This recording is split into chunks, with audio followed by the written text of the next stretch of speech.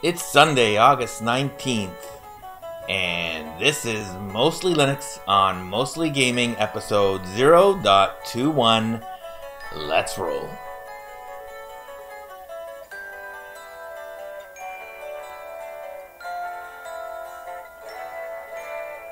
And we're back. Episode 0.21. Thank you for joining us here on Mostly Linux on Mostly Gaming. We got a busy show. We're going to try to keep it tight. It's been a crazy week. I started off the week with this thing here. If you're on the screen, I had a sty. My eye started swelling last weekend. And on Monday, I had it all big and puffy. And my wife took me to a walk-in clinic, and they gave me some stuff. Apparently, this is caused by a bacterial infection. And the solution is, they gave me some antibacterial drops, which I'm putting on the eye. It's almost all better now. But apparently tea bags, if you take a tea bag, your regular tea, not your green teas, and you know, while it's warm, you put it on your eye. Apparently tea bags are anti-inflammatories, and they have antibacterial mental fart. I can't even remember the term that I was about to speak. But in any case, properties, antibacterial properties. That's the word I was looking for. Maybe my brain is still kind of, all jammed up with these antibacterial agents. In any case, I'm kind of getting better, although I think that it's actually moving to the other eye now. So a bit of a pain there, but enough of my problems. We've got a show to run this week, and we're going to talk about Valve, which has been making some big moves lately. You know, last week we talked about the competition coming from Discord and Origin and a lot of other services that are starting to muscle in Epic with Fortnite, and it looks like Valve is actually getting ready to kind of push back a little bit. Last week we talked about the fact that they were going to deliver a 64-bit client, which is about time. And more news on that front today. We've got a full discovery queue of new games, and our focus on topic this week is the best games ever. We've picked our favorite 5 games ever. The way that we're going to basically go through them is chronologically, and the criteria here is the best experience that I had while playing the game. So this isn't necessarily, how they've aged or how they've kind of measured up. This is while playing the game, just kind of going back into my deep memory, trying to figure out, while I was in the middle of this game, how good did it feel? And I found some games there that that actually felt pretty good. Our non-sponsored video of the week. Let me just kind of talk a little bit about non-sponsored. That's kind of like a play there. Like, I'm joking around because everybody starts up these podcasts with a kind of view to monetizing them and maybe making a career out of it. And I have no issues with people that want to do that. But it does get annoying, you got to admit. The constant, links to paid, we're going to buy something here and give us a penny at Amazon or whatever, or buy me free stuff and send it to me, or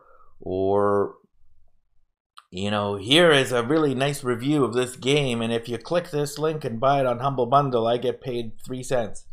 Hey, if that's what you got to do, that's what you got to do. But we do not do any of that.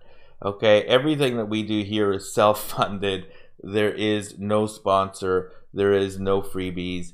And if there ever was, we would fully disclose it. And I really don't want to go that route anyway, because it actually takes a lot of work to make only a little bit of money.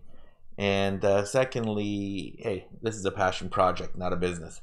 In any case, when we say non-sponsored, that just means that's just a play on people that have sponsored stuff that they kind of play before and after and in between their videos. I mean, some of these podcasts or videos seem to take, you know, they might be an hour long, and I swear to God, they take like 20 minutes trying to sell us crap. And like I said, I don't have a problem if you want to basically run your business, but I mean, come on. I mean, you know, it is invasive. And some people are really getting carried away. In any case, we do not do that. But our non-sponsored, meaning nobody's paying me to show it, video this week is State of Mind. It's a quick look that was put together by the guys at Giant Bomb. This game was just released on Linux, day and date. It's multi-platform, multi-console, multi-variant. And so we're going to play that in the background for those of you with a lazy eye. Let's just start it up and hear what they're saying as they begin their stream.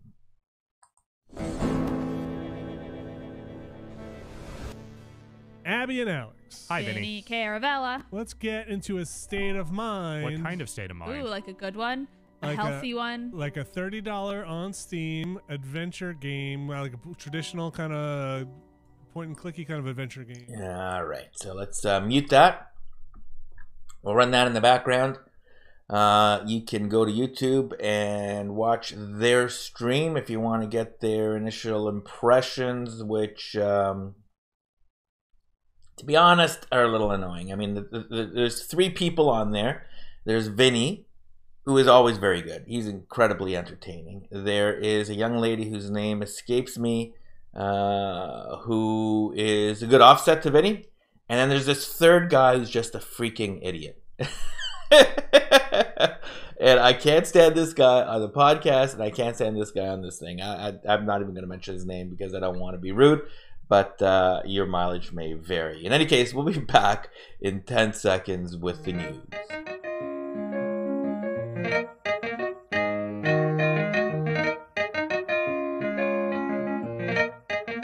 And we're back.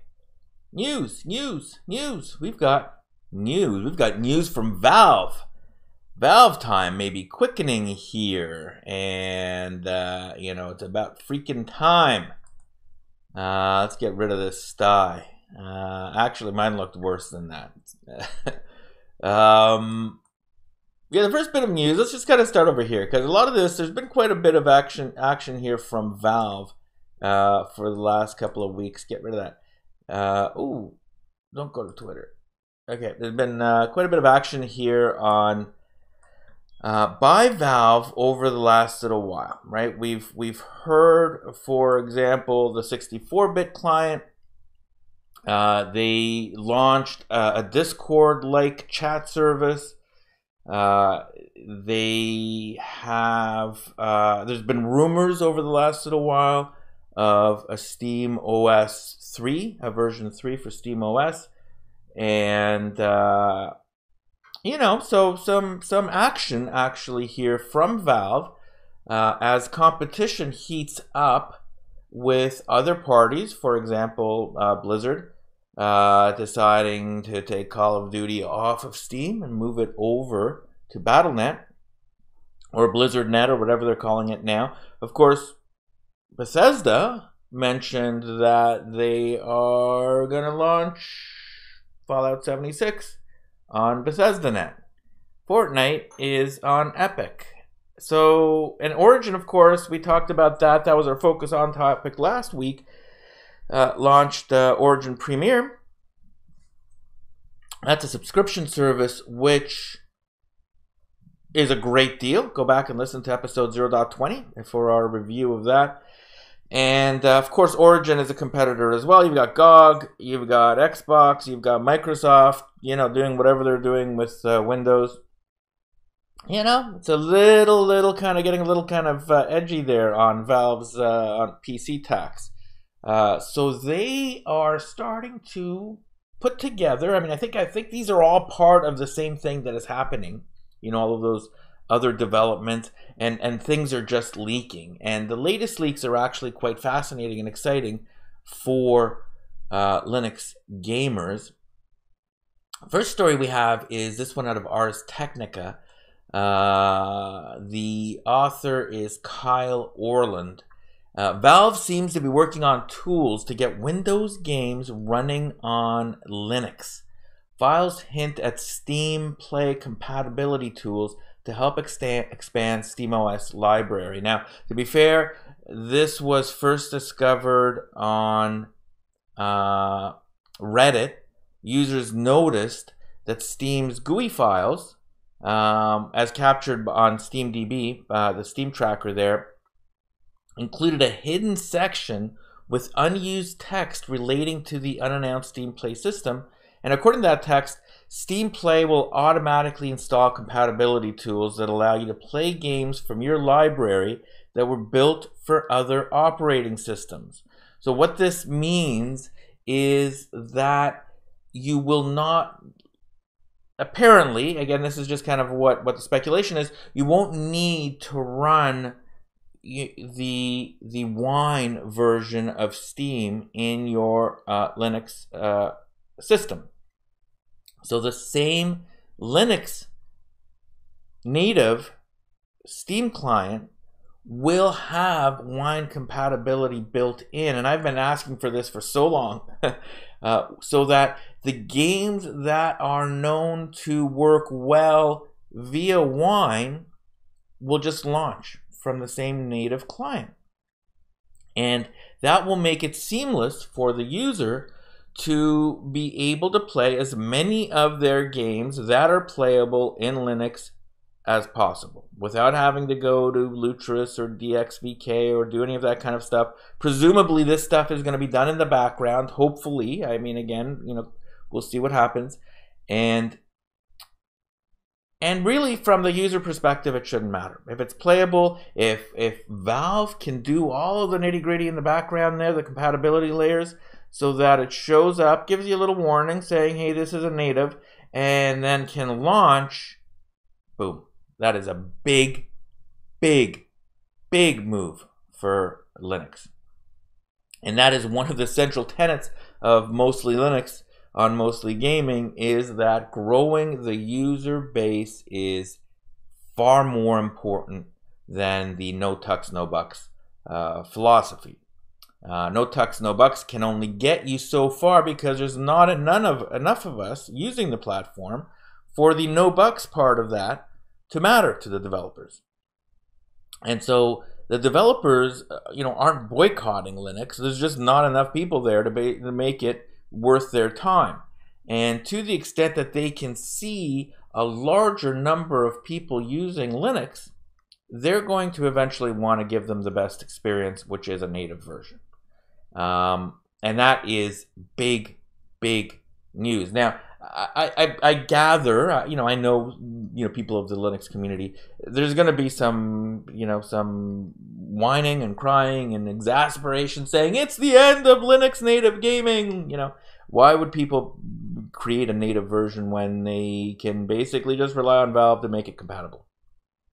Well, like I said, they are not doing it on purpose. There's just not enough of us, and the key is to get more people there. And I think that may very well do it. I don't know any single person except for maybe Paul Thurrott,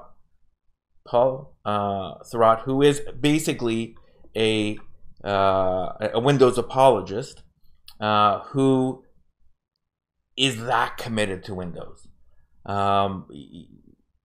People use it because they need to or have to, or that's where their apps are, and with no love for it.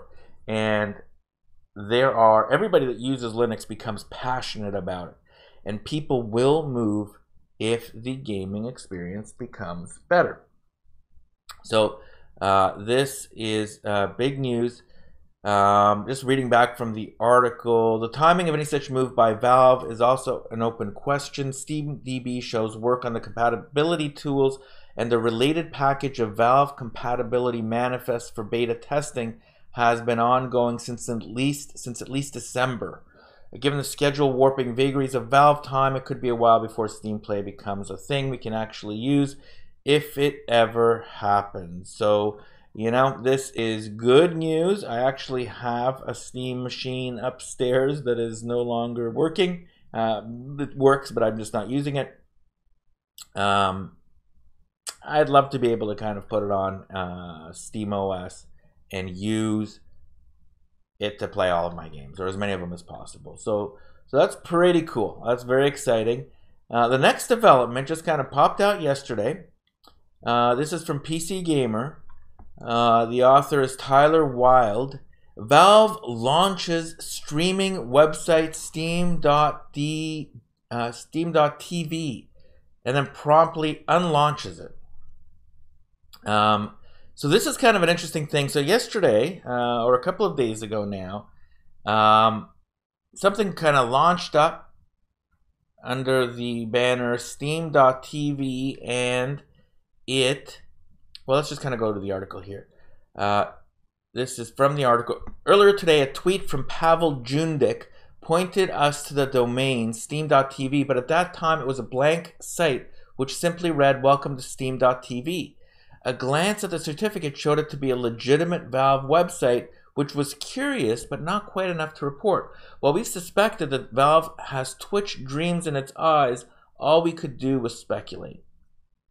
Later this evening, this would have been Friday, Valve apparently launched Steam.tv with a live stream of the International 2018 and chat bar. CNET says that it's just the Dota 2 stream for now and that you can log into your Steam account and access your friends list for group chats. It also has voice chat support in Chrome. So basically this was a fully functioning Twitch alternative called Steam.tv. It was also carried on Kotaku, which is a social justice oriented gaming site. They were able to actually get their hands on it and use it for some time.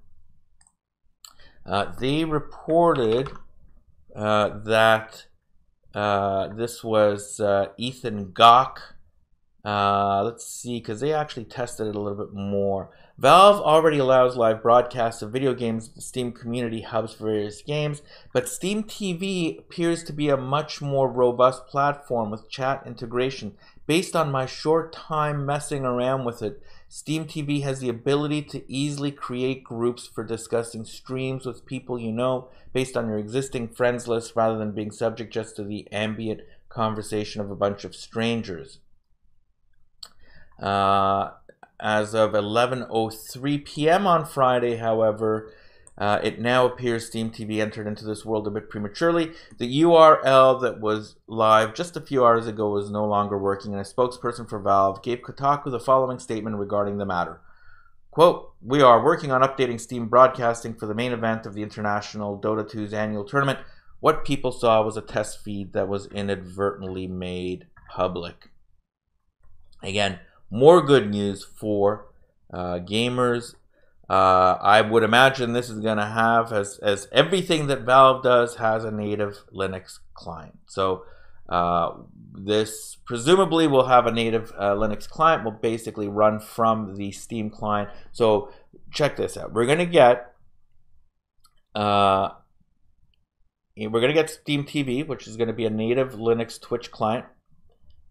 We're going to have Steam Play compatibility for Windows games on our native Linux client. We've got SteamOS 3 coming out, which apparently is going to be a pretty big update because I assume that's where they're putting all of these developments. We're getting a 64-bit client for Steam.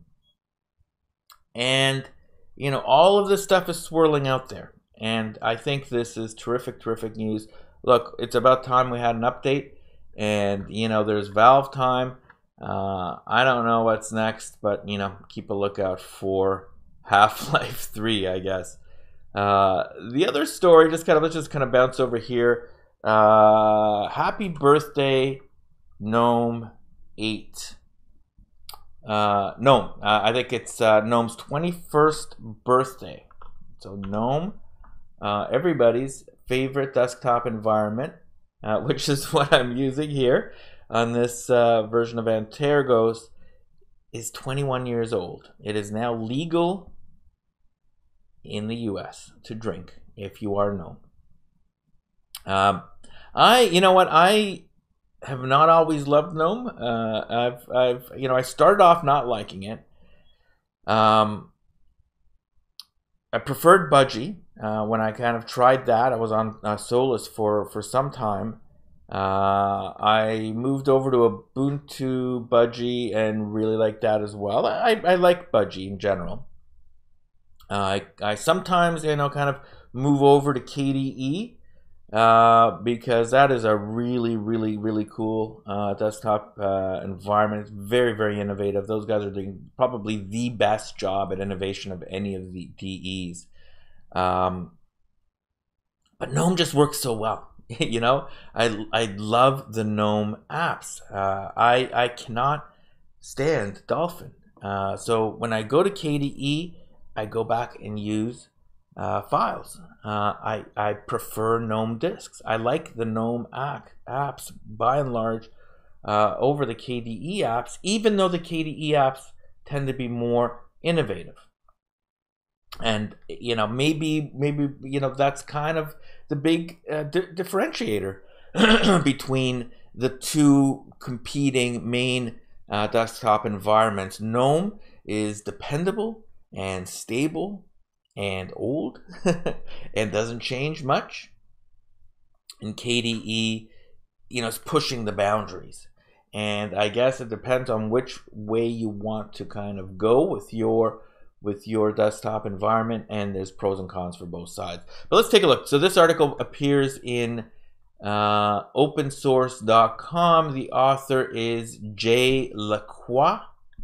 The headline is Happy Birthday GNOME 8.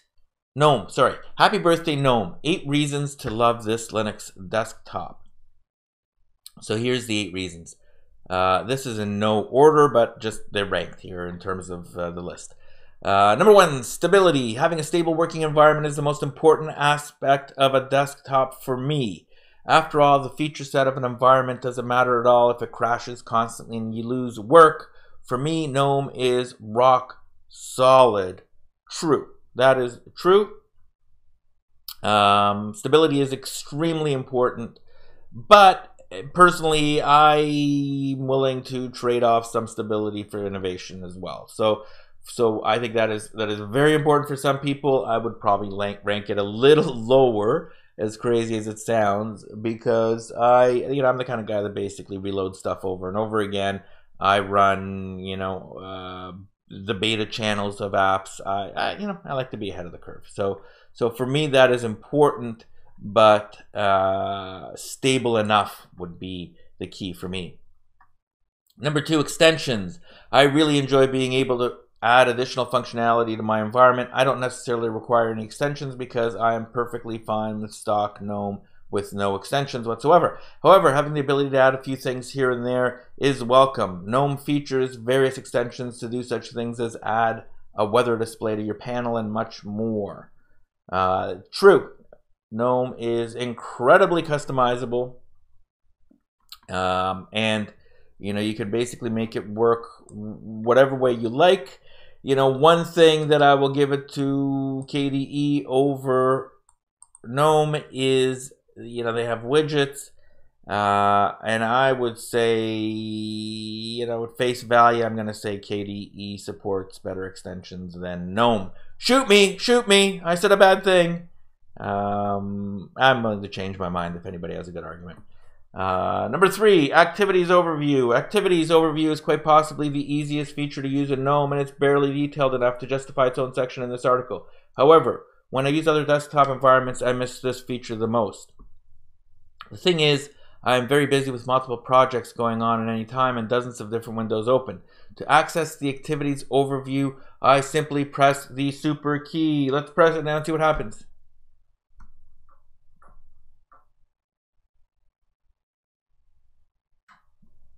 And what happens over here, this gives me a list of all of the stuff. That is pretty cool, though. Well, I think that's available on other stuff, isn't it? I'm pretty sure I can do that in other DEs. But in any case, let's see what he says. To access the Activities Overview, I simply press the super key. Immediately, my workspace is zoomed out, and I see all of my windows side by side. That's not what's happening here. The super key. That's not what's happening. Frequent. That's still not what's happening. Oh, I don't know. Whatever. Cool. Maybe I've got a setting that's not working. When using other desktop environments, I will often find myself pressing the super key out of habit, only to remember that I'm not using GNOME at the time. Ready? Dynamic workspaces. While working, I am not sure upfront how many workspaces I will need. Sometimes I can be working on 3 projects at a time or as many as 10. With most desktop environments, I can access a settings screen and add or remove workspaces as needed. But with GNOME, I have exactly as many workspaces as I need at any given time. Okay. Simplicity. Another thing I love about GNOME is that it's simple and straight to the point. By default, there is only one panel, and it's at the top of the screen. True. I prefer my panel at the bottom part of the screen, unfortunately. And that's one of the things that I actually get annoyed about, is that the panel is at the top. I'm sure that I can move it to the bottom somehow, some way. But I don't know. Whenever I've gone in there to tweak stuff, I can't find the thing. And it doesn't bother me enough to basically explore, deep dive, Google, GitHub, whatever. But I do prefer it at the bottom. GNOME Boxes app is an underrated gem. This utility makes it very easy to spin up a virtual machine, which is a godsend among developers. I think he's reaching. GNOME Boxes is good, but I don't know anybody that uses GNOME Boxes, by default. I mean, because you've got the other stuff that is better, I think, more powerful. KVM certainly is pretty damn good. But, if you like the GNOME apps, this is kind of what the rest of his section is, because he goes with GNOME Boxes, GNOME Music, and GNOME Games. I will also add that recently, I have not tried it yet, but they released GNOME Podcast. Let me put that up here. They have a native GNOME Podcast app. I will take a look at this story. I had it kind of lined up and then decided to take it out. Podcasts is a new podcast app for Linux. A new app makes it easy to follow, fave, and listen to your favorite podcasts on the Linux desktop. It's called Podcasts, and no prizes for guessing. It's a podcast client for the Linux desktop. I'm going to check the AUR and see if it is there. What is happening? Add remove software. All right, so GNOME Podcasts. I wonder if I can find our podcast there. Okay, so it's not in the Arch repository, but it is in the AUR. If you are using Arch, if you're using GNOME, sorry, if you're using Ubuntu, since it looks like the article showed up in Ubuntu Podcasts. If you're using Ubuntu, I assume that it will be available for you in your software store. So let me just kind of run that in the background. I'll take a look at it later on. But going back to the article by Joey Snedden of OMG Ubuntu, he says, podcasts are hugely popular, blah, blah, blah. Admittedly, it's not to listen to podcasts from your desktop, regardless of whether you're on Windows, Mac OS, blah, blah, blah, blah. What is he talking about here? Okay, so he's got a lot of background information in his story there. But the app makes it easy to see the latest episodes from your favorite podcasts, ordered on the list by date. This chronological listing is particularly helpful if you subscribe to podcasts, which you should, by the way. You should subscribe to this podcast. So if you're listening to this podcast in the web app, go to the top and subscribe. And then I guess if you want to download this, you should be able to find our podcast there, and you can subscribe to it as well. I actually like this because I don't have a good desktop podcast app. And sometimes I want to I want to have something playing in the background. So this is something cool. What happened with the depository here? It looks like it is going to build it. Would be nice if this would work from the AUR. Let's just give it a second here to see if this is immediately compatible with the Arch flavor. Taking a couple of minutes. Let's go to the next story and we'll come back to that. Our final news story today is the most exciting news of the week, which is this story out of PC Gamer that Toronto, center of the universe, Hogtown, an ownership group reportedly paid $35 million for the rights to Canada's first Overwatch League franchise. And going to this PC Gamer article by Andy Chalk, he says, the Overwatch League announced earlier this month that new expansion teams are headed to the cities of Atlanta and Guangzhou. According to ESPN, a third team will soon be announced for the Canadian city of Toronto. League sources told the site that Toronto, Hogtown, the Big Smoke, Toronto will be the home of a team operated by Splice, an esports organization with teams and players competing in CSGO, League of Legends, Hearthstone, and more. Splice is amazing, by the way. Check them out, splice.gg. That is my favorite sports team. So this is doubly good, doubly good. Entrepreneur Michael Kimmel, who's an awesome guy, by the way, is heading the ownership group, which also includes members of his family and Splice investor Overactive Media, which is an amazing company. The franchise is expected to cost $35 million, and if the report is accurate, the Toronto team will likely be the last to come to North America for Season 2. This, ladies and gentlemen, is awesome news because this is the best esport league in the world.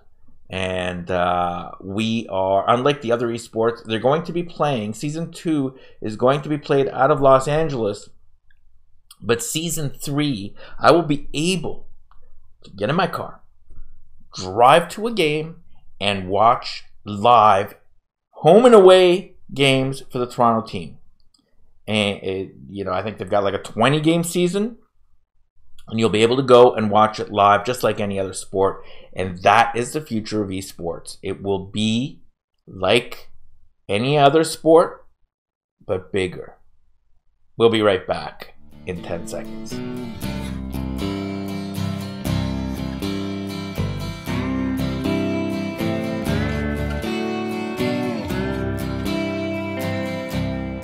And we're back with the Discovery Queue.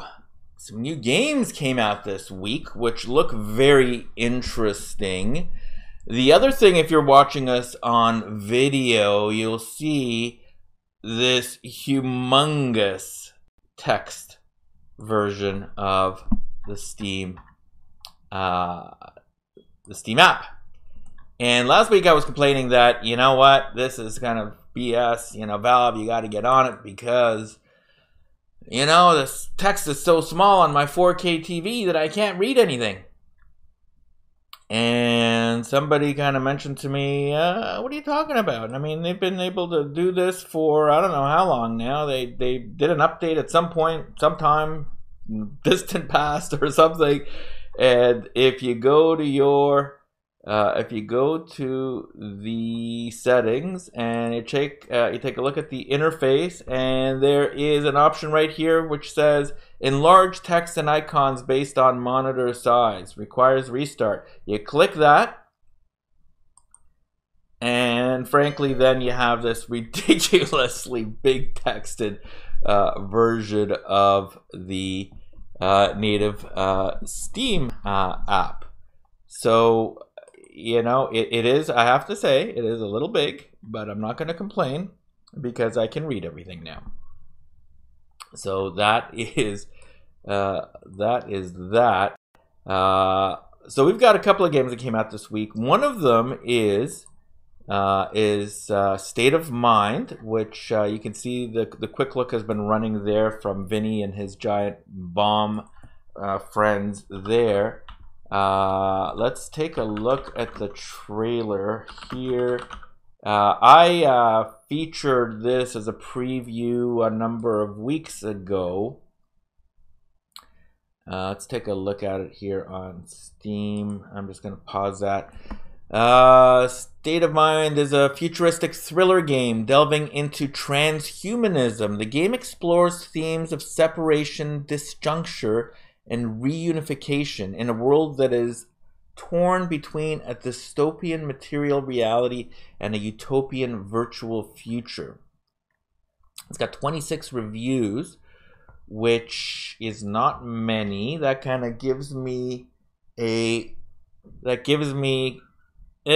it's not selling that well. I guess it gives me kind of that impression since there's only 26 reviews, mostly positive. Daedalic Entertainment, or Daedalic, is a developer and publisher. Really kind of came under the radar, like very little promotion of this game. It's a $45 game up here in Canada, and it looks very interesting to me. Like, I'm intrigued by it. I'm going to add it to my wish list.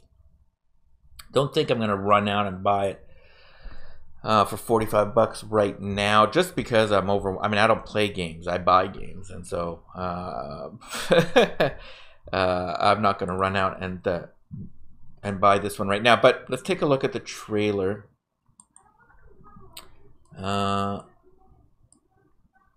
Oh, what the heck just happened to my screen? My screen has gone crazy.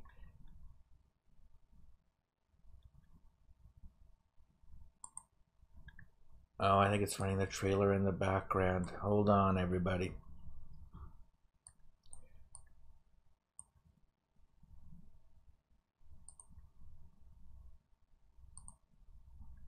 That is kind of nuts. So what happened here, for those of you guys, is that the Steam client was there, and I maximized it to look at the video, and it just kind of took over my whole screen. But the Steam client is still there somewhere. But in any case, let's run this trailer and let's see how the game looks.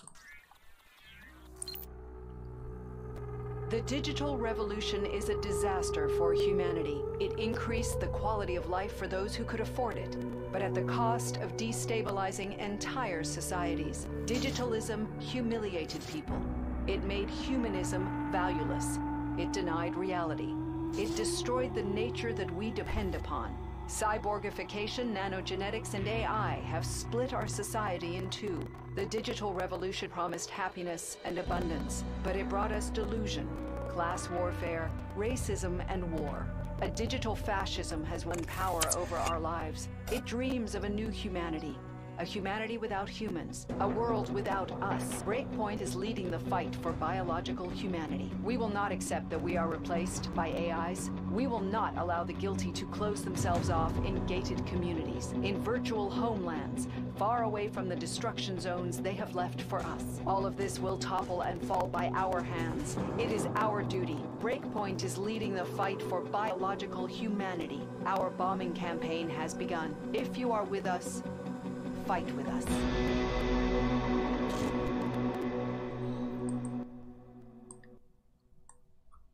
Okay, so I mean, certainly some deep themes here in that game, but for $45, it just makes me a little nervous.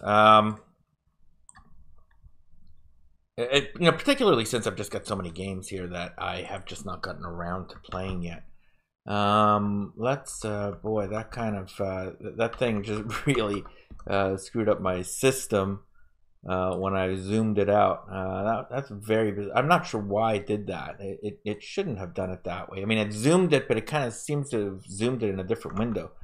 And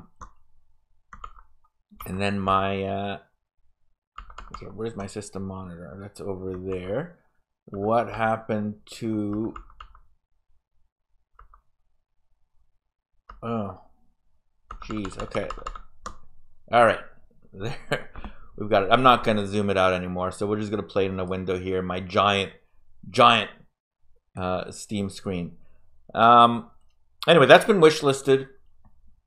It looks interesting. I will give it a shot.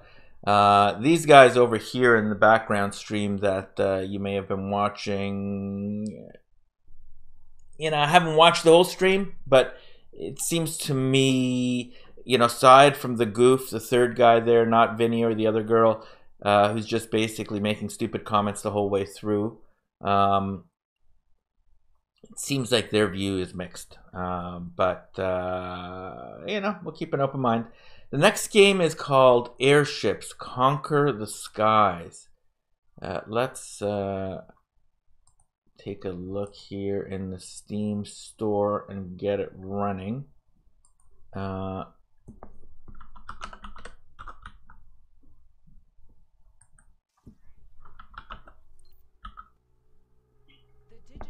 Airships, Conquer the Skies. Here we go. This game is 14 bucks. It launched August 16th, 2018.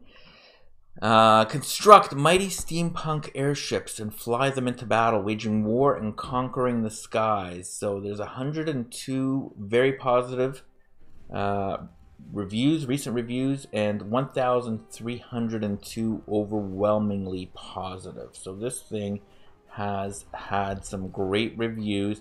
It is 2D pixely, you know, hipster pixely, if you will. It looks rather unusual to me. You know what? Let's look at this thing. Let's play the trailer and see what the heck it's about, because this thing is getting some amazing reviews and it's 20% off, and maybe it's worthy.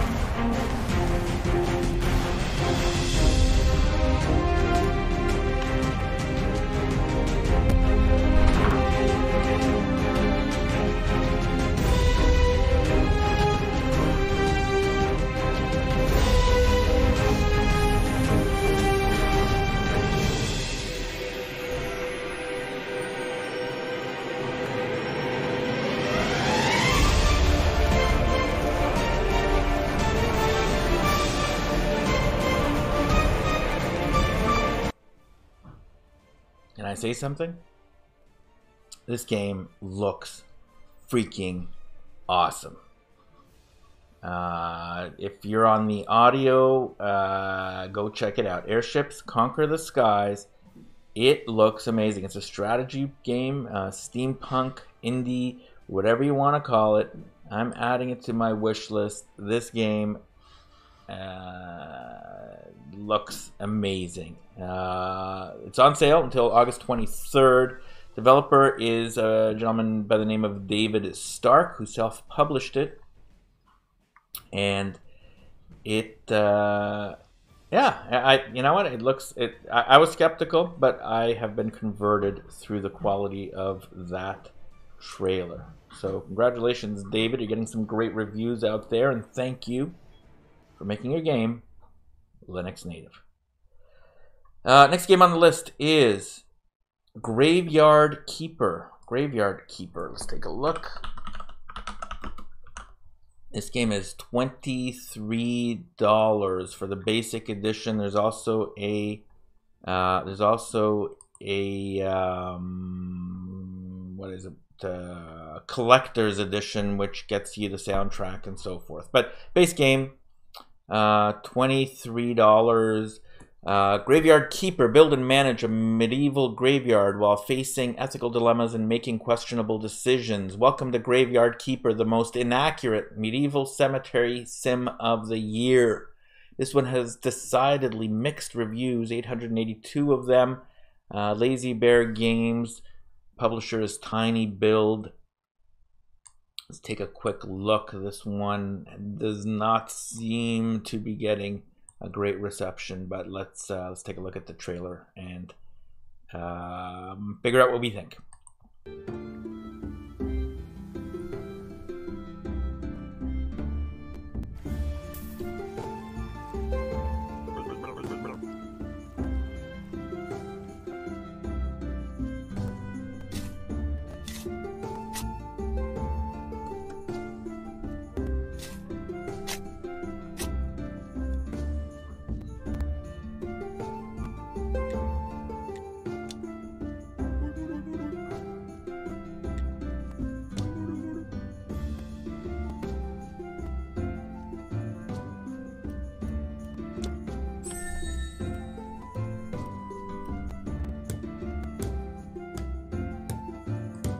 All right, I get it. Okay, so this is basically Sundew Valley in a graveyard. You know, it's one of those types of games that basically comes when some other type of game has been really popular.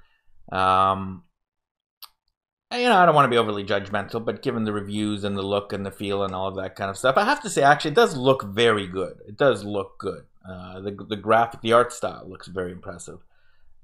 This will not make my wish list, if only because I have Stardew Valley, and I think I've put in 5 minutes. So if I was going to play something, I'd go back and play that one rather than this kind of knockoff with mixed reviews.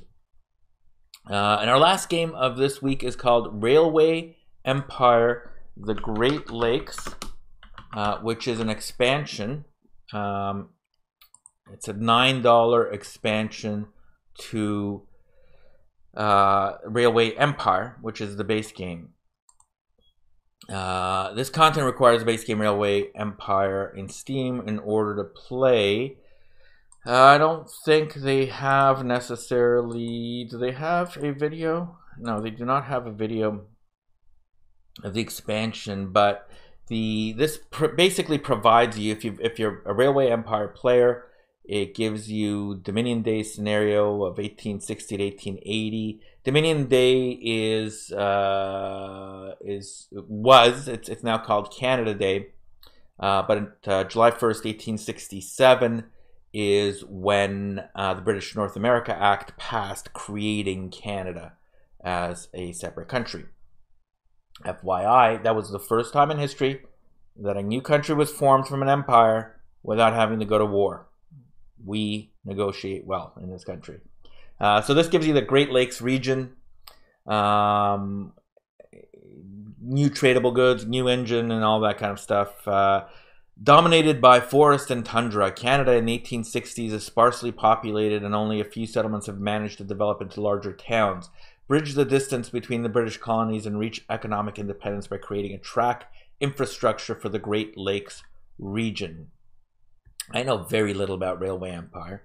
Let me just take a look at the base game here and get a sense for what it is. That is available on Linux, so that's cool. That came out earlier this year, January 2018, and somehow completely missed my radar.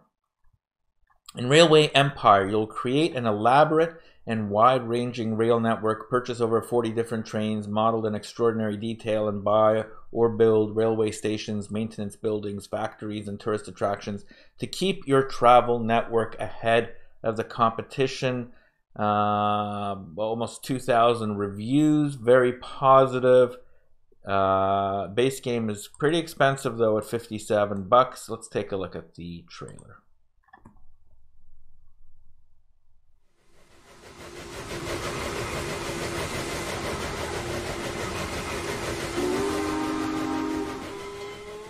America, land of dreams, land of progress. We have advanced the foundation of new settlements. We have changed the world with steam, fire, and steel.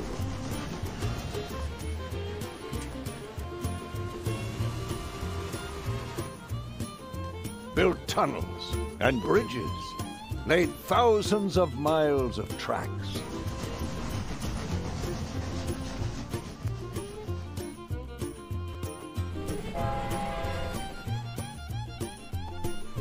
And we made a fortune.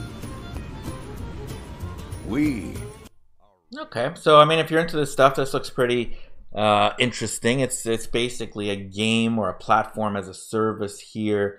Base game is $57, and then there's all sorts of content to download. It looks like there's actually only two. So they basically, base game is the US, and then they released Railway Empire Mexico, which is $9, and then Railway Empire the Great Lakes, which is $9, bringing Canada and Mexico into the fold. You know, it's pricey, but you know, if you're into these kinds of things, that is probably a good deal. I'm gonna add it to my wish list, but I will probably never buy it because this is the kind of game that you need to completely commit to and I'm just not ready to commit right now, okay? Anyway, that's our new games. That's our discovery queue this week. We're going to come back in 10 seconds with our best games ever.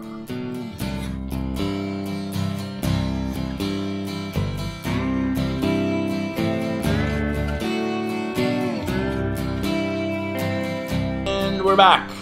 Our focus on topic this week is best games ever. And as I mentioned earlier on, the way that we're going to basically do this is chronologically in terms of the date that they were first released. And the criteria is, one, this is solely, exclusively, and only my opinion. And my opinion is the only thing that matters because it's my podcast. Number two, these are the games that made me feel amazing while I was playing at the time. So this is kind of like when the game came out and I was in the middle of it and I was just playing it and enjoying it, how, you know, the maximum peak feeling from that. So it's not like, you know, how have they measured up? You know, how have they evolved over time? Have they become memes or whatever the case might be? This is, you know, you're playing the game and how good does it feel at its peak. Now, the one thing that I kind of noticed as I was kind of working this is that 3 of the 5 games came out in 2011. 2011, 7 years ago, and some of you guys might be a little younger, but that was an amazing year for games. It has not been reached again at all, not even close. And I've got here a list of these 2011 games. You can see there was Batman Arkham City, Dark Souls, Battlefield 3, Portal 2, Skyrim, Dead Space 2, Call of Duty Modern Warfare, Dead Island. We had Crysis 2, Deus Ex Human Revolution, Bulletstorm, Dragon Age 2, Uncharted 3, Assassin's Creed Revelations, Saints Row the Third, what else here? Gears of War 3, Bastion, The Witcher 2, The Legend of Zelda, Skyward Sword. What else? What else did we have here? I guess those are it. LA Noire, Rage, Dirt 3. Oh, Star Wars: The Old Republic. That is another game that I have put thousands of hours in. So you know, that was just crazy. That year for gaming. Man, that was so good. Some of these games have made it, others haven't. I didn't want to put 5 games from 2011 in there, but certainly, for example, Star Wars: The Old Republic is not in my top 5. But that would have been very, very, very close. I do remember actually just thinking back with all of these games, and speaking of Giant Bomb over here, I mean, I think they may have given the Game of the Year to Saints Row the Third. In fact, you know what? Now as I remember, because you know, they've got their annual Game of the Year stuff. And Vinny Caravella was just going at it with Jeff Gerstmann. Jeff wanted Saints Row the Third, and Vinny was basically saying, "You gotta give it to Skyrim." I mean, and never mind Dark Souls, which was also kind of being advocated for. And I think Vinny ended up winning the argument because he would not give up, and that was a good call. It is worth checking up. I'll check up and give you guys an update next week, or you can kind of look it up. The Game of the Year for Giant Bomb 2011 was actually very entertaining to listen to. But let's begin. So game number 1, released in 2014, is Halo 2. Halo 2 is a 2004 first-person shooter video game developed by Bungie. Released for the Xbox video game console on November 9th, 2004, the game is the second installment in the Halo franchise and the sequel to 2001's critically acclaimed Halo Combat Evolved. A Windows version of the game was released on May 31st, 2007. That game, which uses that Microsoft Windows Gaming, Windows Live, whatever their service is called, I think I have been able to make it work on Linux at some point, but it's kind of fidgety, and they canceled their Windows Live or service at some point, so it may or may not work. Now, Halo in 2001 was a big deal, of course, and that came out as a launch game. Halo 2, first of all, there was some mixed views with respect to the campaign, because they brought in a dual kind of play scenario where you played part of the game as Master Chief and part of the game as the Arbiter. And many people did not like they wanted to play Master Chief and not this other newly created character, the Arbiter. That has aged very well, though. The different gameplay styles really mixed up the gameplay. The other strike against it would be, the sudden ending, which, kind of just left you in the lurch because you needed to wait for Halo 3. And the development of the game, I wouldn't say it was troubled, but they ran out of time. And so there was another chapter that they were going to add to the game that they were unable to basically add. And so Halo 3 kind of begins where Halo 2 ends. Halo 3, of course, launched for the Xbox 360. Halo 2 launched for the original Xbox. But this game was a big deal. If you don't remember 2004 or weren't around for it, this probably was peak Xbox, peak Halo. There was people lining up everywhere to basically buy the game.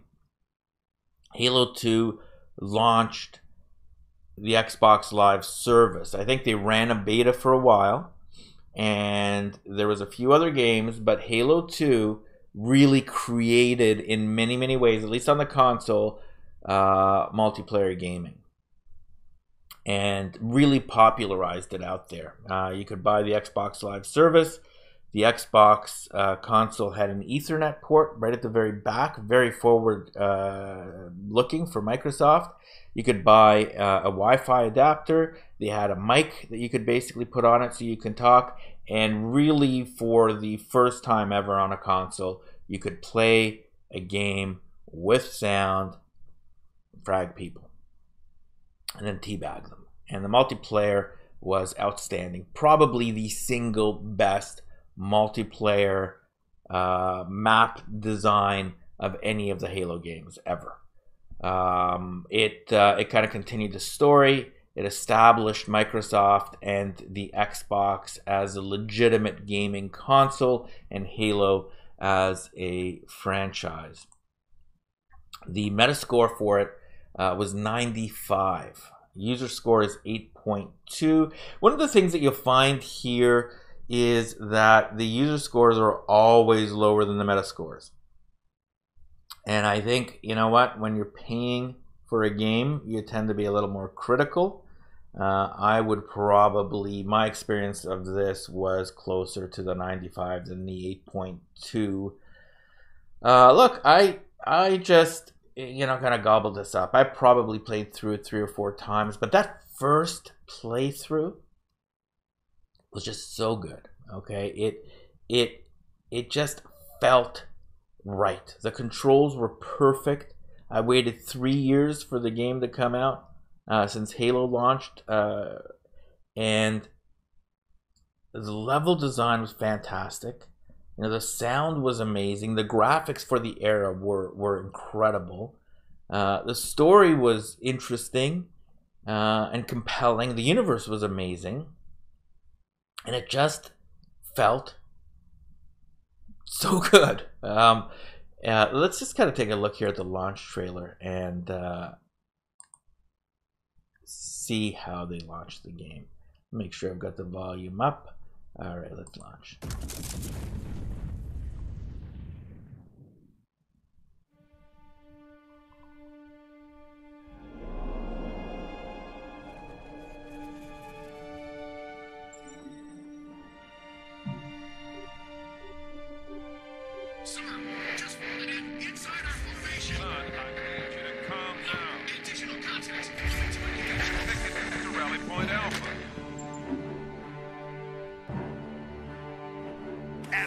You can't let them maintain orbit. I'm trying, General, but we've lost advantage within the lunar perimeter. My frigates are combat ineffective as the fighters. They don't have enough punch to take out a Covenant assault carrier. Your pilots let up. And down here, it's the goddamn apocalypse.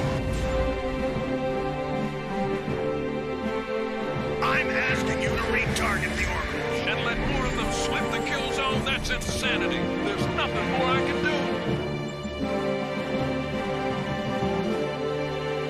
Our defense is too intense. Our grid is maxed. I don't think we'll last another run. Admiral, tell your men to hold their positions. Reinforcements are on the spoke. The entire fleet is engaged, Cortana. With respect, what the hell sort of reinforcement have you got?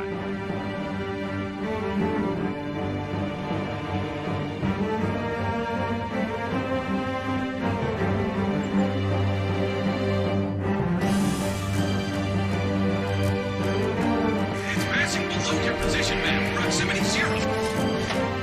What if you miss? I won't.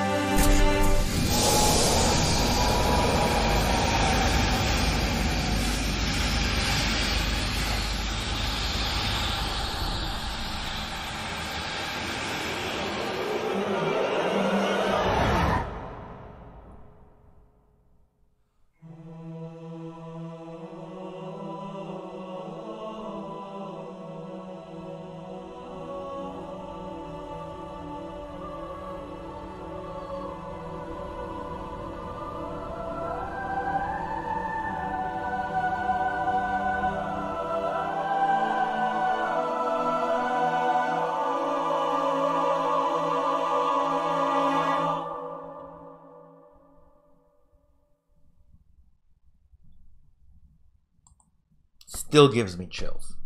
Still, to this date, that gives me chills. That's so good. That was so good. It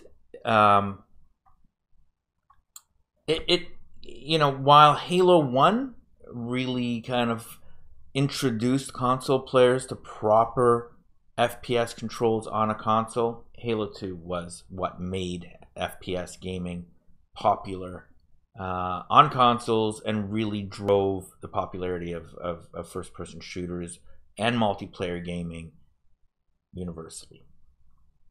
So that's the number one game. And not the number one game, that's the oldest game on my list. Next game is Mass Effect 2.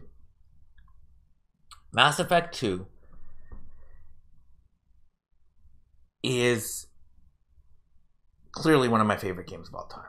And maybe if I had to pick one game of all of these games here to pick at the very top, it probably would be Mass Effect 2. And the reason for that is that the world was so freaking immersive, and the game choices that you had to make were so varied and seemed to change the game by so much in terms of character deaths, decisions that you can make in terms of pretty well committing genocide or not, relationships that you can carry, character interactions. It was so deep in so many ways that it felt real. It felt like I was making the decisions and the consequences were mine. And it felt like the characters were real to me. The other characters, my friends that were in the game, felt real. And I just remember as I was playing the game, going through and, you know, comparing it, let's say, to Halo 3, which came out, you know, kind of earlier, that this is like the action components of, let's say, a Halo game or a first-person shooter with a 40, 50, 60, 70-hour game with your own branching decisions and leveling up. It was the best of role-playing games and the best of shooters in a sci-fi universe that was amazing. And if you have not played Mass Effect, play it. it is incredible. And one of the reasons that I am so disappointed with BioWare and Electronic Arts is the utter destruction that they made of this series eventually. One of the greatest games of all time. But, you know, it doesn't take away from Mass Effect 2. On Wikipedia, on Metacritic, the average score is 96. The user score is 8.9. And, you know, clearly I'm going to agree with the Metascore here. Although, you know, the 8.9 is high for a user score as well on Metacritic. Let's take a look anyway at the trailer here and see how they launched this amazing game. Let's roll.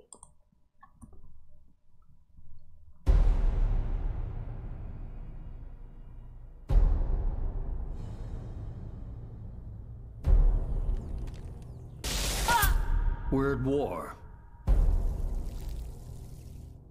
No one wants to admit it, but humanity is under attack. One very specific man might be all that stands between humanity and the greatest threat of our brief existence. Shepard!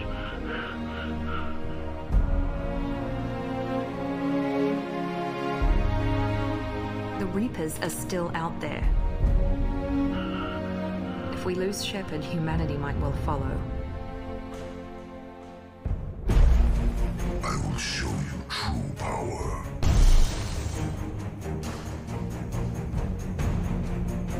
We need a leader. And surround them with the brightest, the toughest, the deadliest allies we can find. Take the fight to the Collectors in person. Looking forward to the action. Attacking the Collectors would require passing through the Omega-4 relay. No ship has ever returned from doing so. The team will have to be strong. Their resolve unquestionable.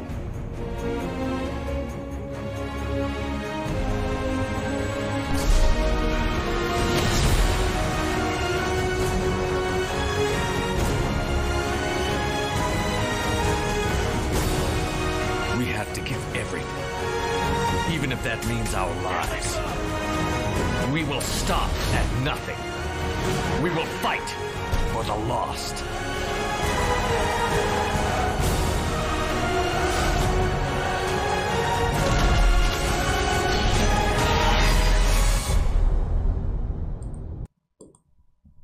All right.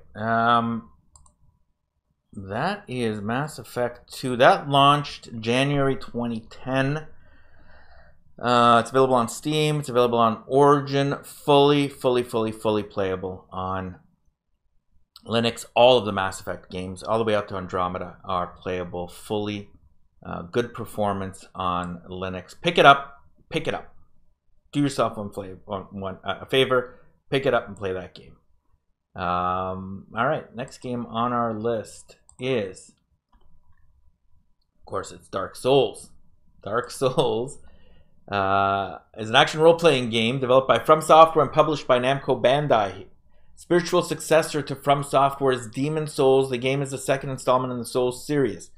It was released for the PlayStation 3 and Xbox 360 in Japan by From Software in September 2011. So this was the first of my 3 2011 games that launched first.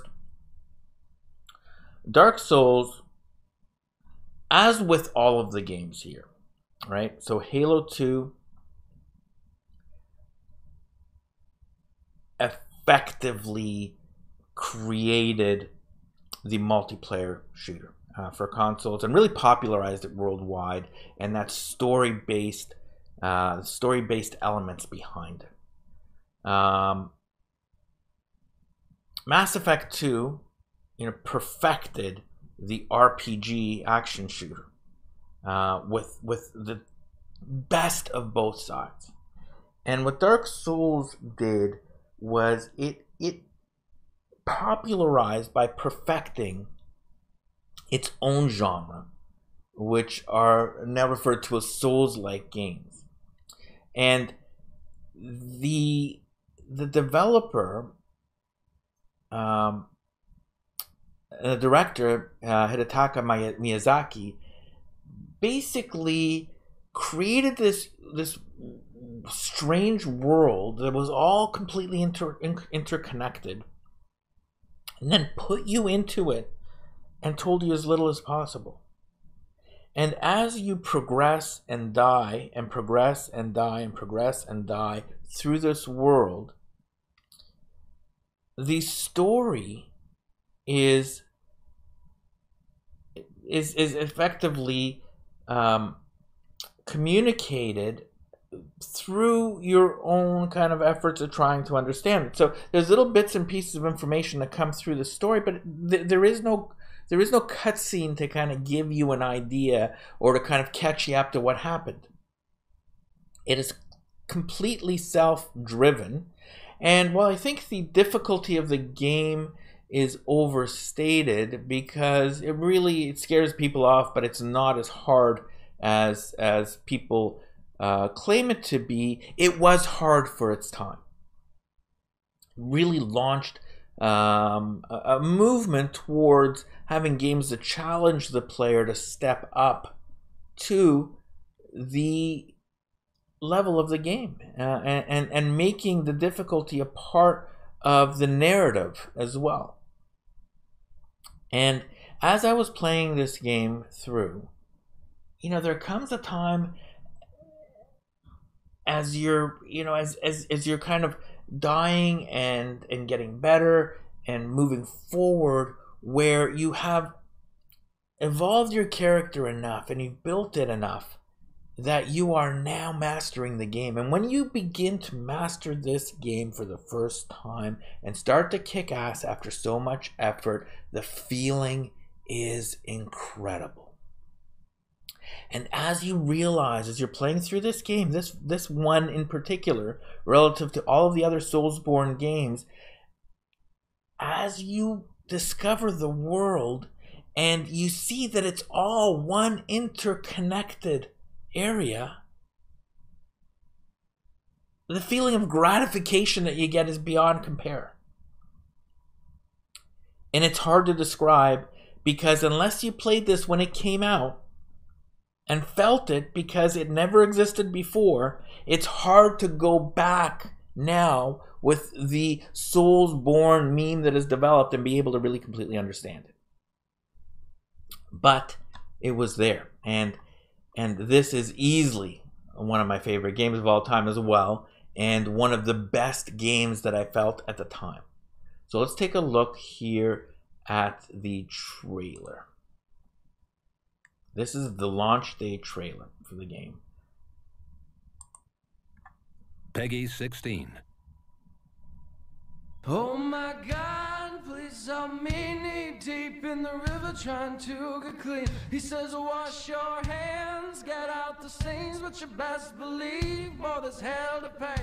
Yeah, you best believe, boy, there's hell to pay. Saying, oh my God, please help me, waist deep in the river, can you hear my plea? He says, son, you come like a beggar in the street, you might make it, boy, but by the skin of your teeth, you might make it, boy, but by the skin of your teeth. Saying, eat the bread that once was sown, but from a cliff never broke a bone. I gotta get the kings on the throne, and I'm all alone, and the fire grows, and I'm all alone, and the fire grows.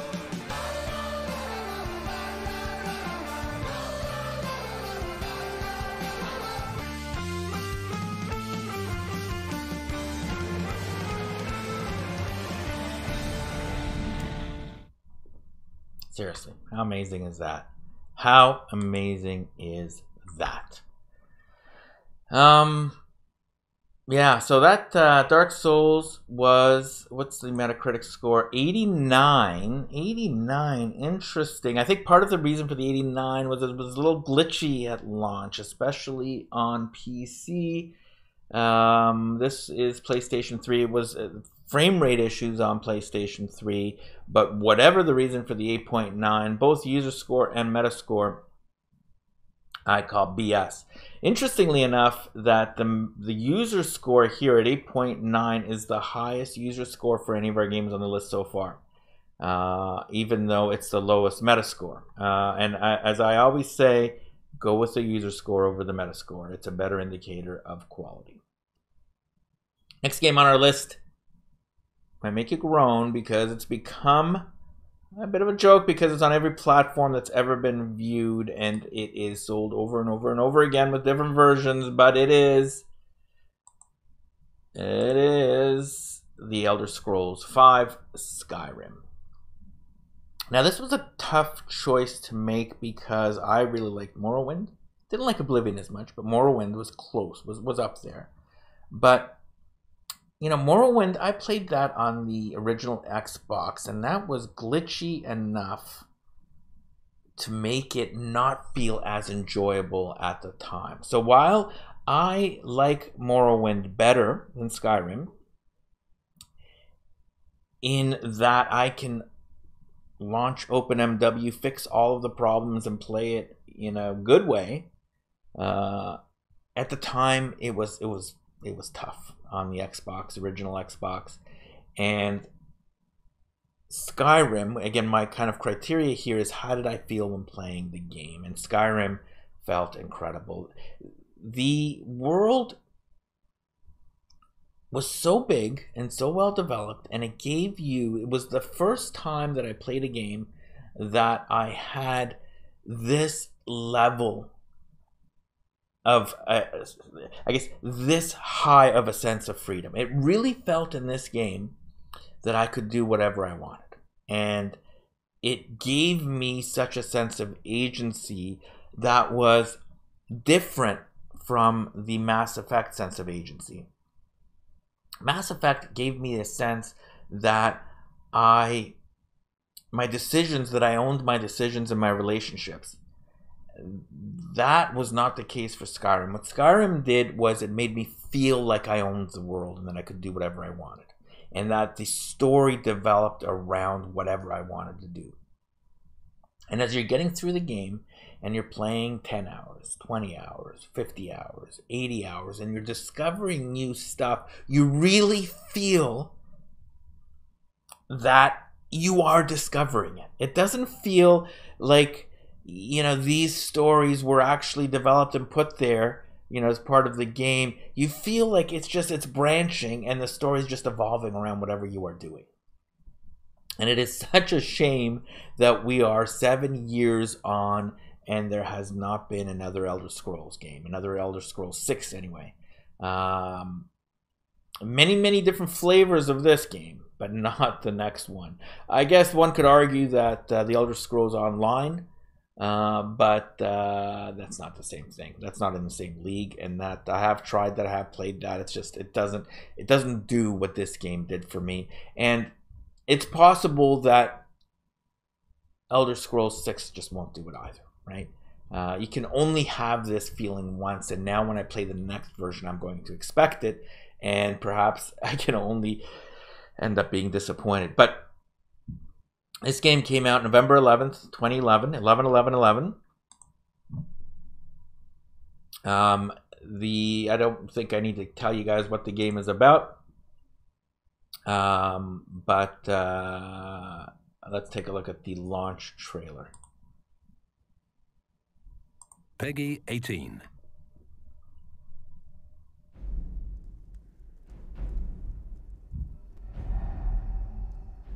You should have acted.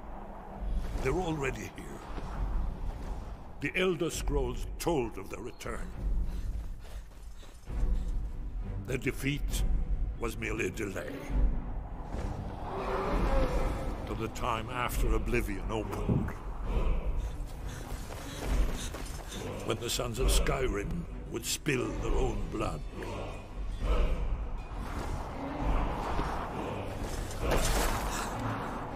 But no one wanted to believe they even existed. And when the truth finally dawns, it dawns in fire.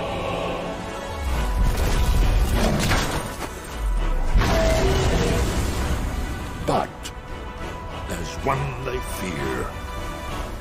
In their tongue, he is Dovahkiin, Dragonborn.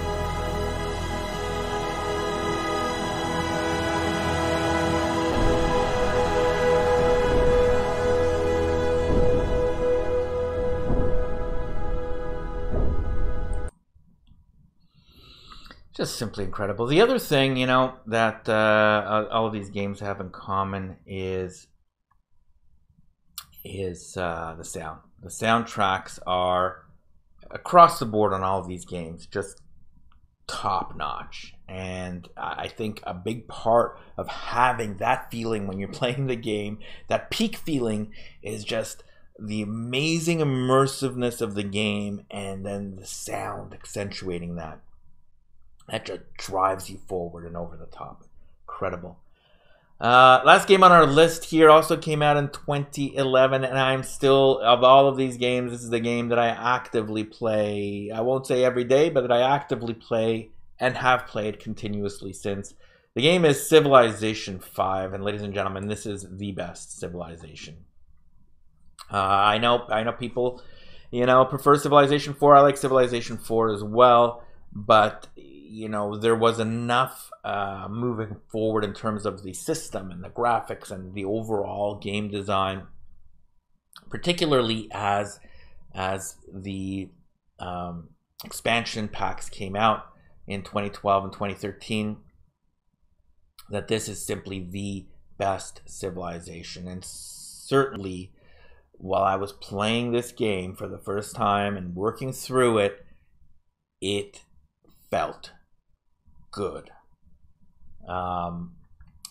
It has, if we kind of go, a 90 Metascore with an 8 user score. I would say the user score is a little on the low end here because Civ fans are highly kind of resistant to change, and there has always been this Civ 4 versus Civ 5 debate. But the reality is, each game lasts for so long that there is almost always a resistance between moving up. The same thing happened with Civ 5 to Civ 6.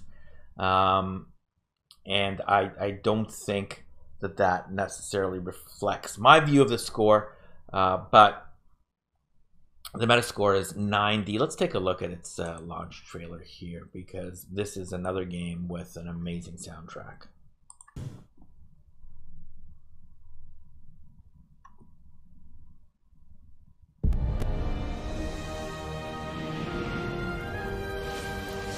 Can you build a small settlement, forgotten and forlorn, into a wondrous and thriving city?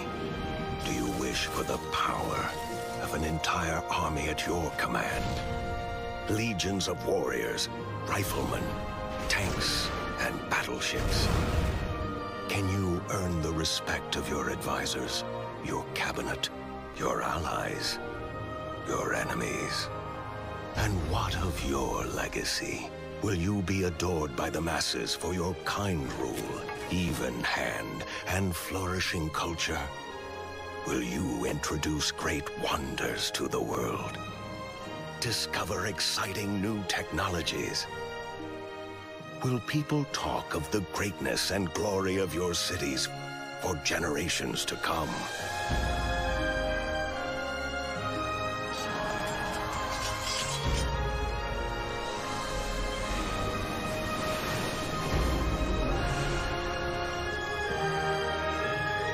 I have discovered.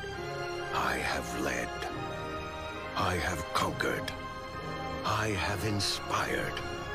I have built a civilization to stand the test of time. What will your civilization stand for? Sid Meier's Civilization 5. And there it is. Apologies for using this really crappy machinima channel for the trailer. I need to remember to never use machinima again. Yeah, so that's it. I mean, those are the top 5. In terms of culling the list down, I am unhappy that I had to cut some games. The game that would get the first honorable mention is Metal Gear Solid, the original Metal Gear Solid on the original PlayStation, the very first one. And this game was so good for its era. It hasn't aged well, but the stealth gameplay, if you could kind of get through the original and get used to the systems and some other kind of silliness in the story, it was the first stealth game that I played that was the kind of validated stealth as a strategy for me. And I couldn't knock out any of the other games to put that in. Beyond that, I would say Dark Souls 2 is another one, but I didn't want to put in all the Dark Souls games. I would say Metal Gear Solid is the one game that I wish I could have put into my top 5, but maybe I should have just made it a top 6. It's my list. I can do whatever I want. In any case, that's our focus on topic this week. Let's take a break right here, and we'll come back with our final thoughts.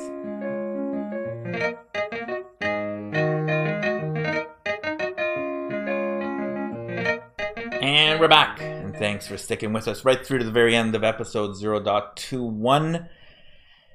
Let's go through. We're just going to take a few minutes here to tell you all of the ways that you can connect and subscribe to us, because we are everywhere. You can reach us on Twitter at mostly_Linux. We tweet quite actively and have a very involved, active fan base there. Come and follow us. We're also on Reddit. We've got our own sub, r/mostly_Linux. Growing community there where we post and sometimes give away prizes. So come on over and subscribe. We're on Twitch, Mostly Linux. There, got a nice group of followers over there. Our weekly podcast premieres here first every Sunday morning at 9:30 a.m. Eastern. But you might not like Twitch, so we're on YouTube as well. Every episode is tossed up here onto YouTube, both the audio podcast only and the video podcast. Just search for Mostly Linux on YouTube. But if you don't like YouTube, you don't like Google, on peertube.social. Just look for Mostly Linux there, and you'll find all of our videos available there. You can go to mostlylinux.libsyn.com and subscribe. There's all sorts of subscription options here for our audio podcast, including Google Play, Stitcher, Apple Podcasts. There's an RSS feed. If you are in a podcast app and you type in mostly_Linux, I bet you'll find us.